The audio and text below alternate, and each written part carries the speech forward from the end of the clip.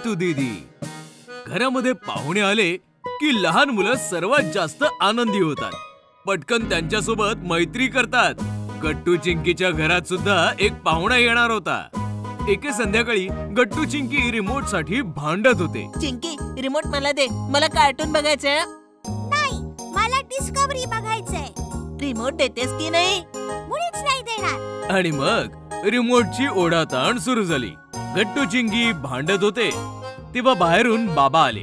बाबा, हा रिमोट घेतोय माझ्याकडून. अरे अरे, असे भांडू नका. बघा तरी मी कोणाला घेऊन आलोय. नीतू, आत ये बाळा.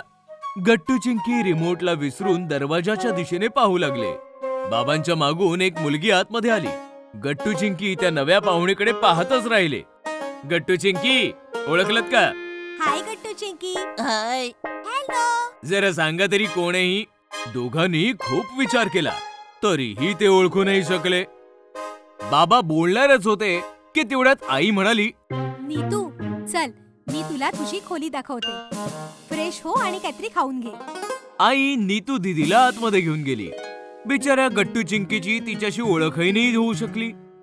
आई नेहमी असंच करते, आपल्याला नीट बोलून पण नाही देत. बाबा सांगा ना, कोण आहे ती? अरे, तुमची ममता आजी आहे ना, तिची लहान मुलगी आहे ही. म्हणजे तुमची कझिन आहे. ती लहानपणापासूनच नागपूरला तिच्या काकांकडे राहायची. म्हणूनच तुम्ही तिला पाहिलेलं नाही. उद्या तिची सीईटीची एक्झाम आहे, म्हणूनच तर राहिली आपल्या शहरात.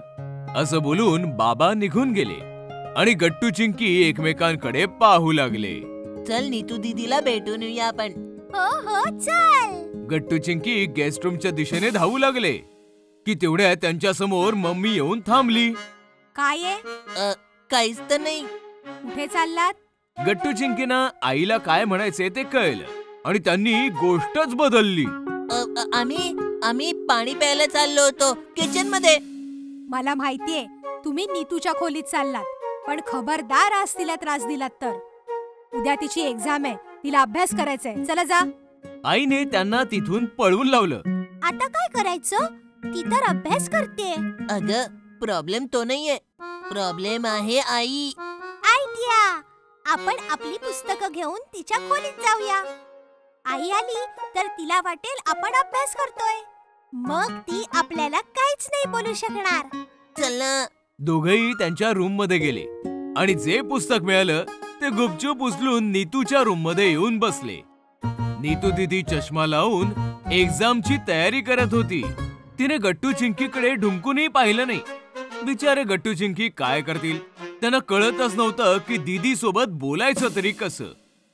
ही दीदी तर खूपच खडूस आहे, बघतच नाहीये मुळी. हळू बोल ना, तिला ऐकू जाईल. तेवढ्यात आई आली आणि गट्टू चिंकी अडचणीत सापडले.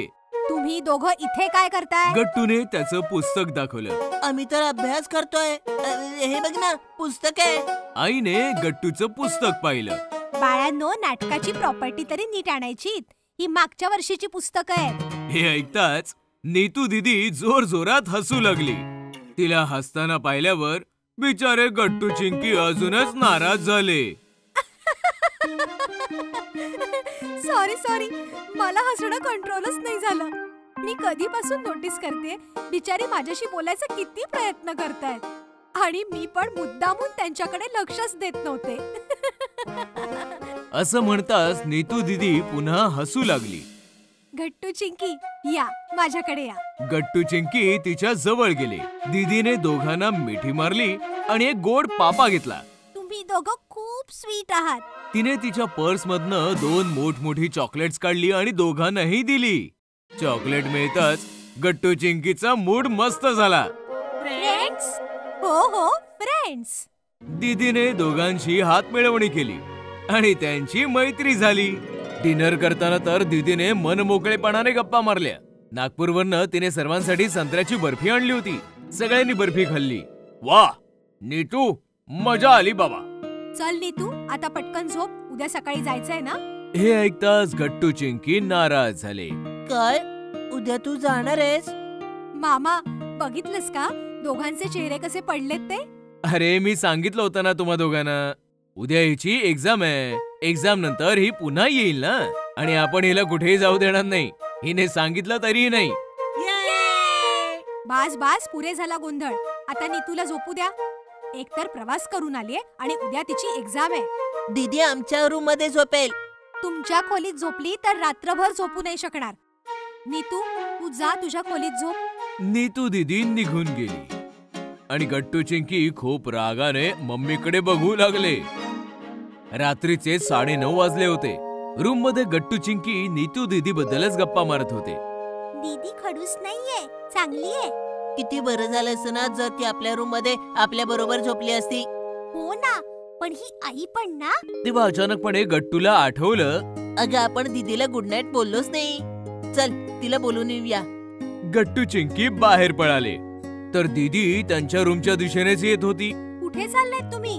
तुझ्याकडेच येत होतो, पण तू कुठे चाललीयस ग? कुणाला सांगणार तर नाही ना? अजिबात नाही. मामीला पण नाही? अरे बाबा, मुळीच नाही. नक्की? हो हो नक्की. त्याचं काय आहे ना, मला तुमच्या बरोबर तुमच्या खोलीत झोपायचंय. ये पण तुझा अभ्यास, तुझी एक्झाम. अरे डोंट वरी, माझी सगळी तयारी झाली. रिव्हिजन पण झाली. आता फक्त तुमच्याशी गप्पा मारायच्या. मग जाऊया. चला. मग काय, गट्टू चिंकी दीदीला घेऊन त्यांच्या रूमच्या दिशेने निघाले.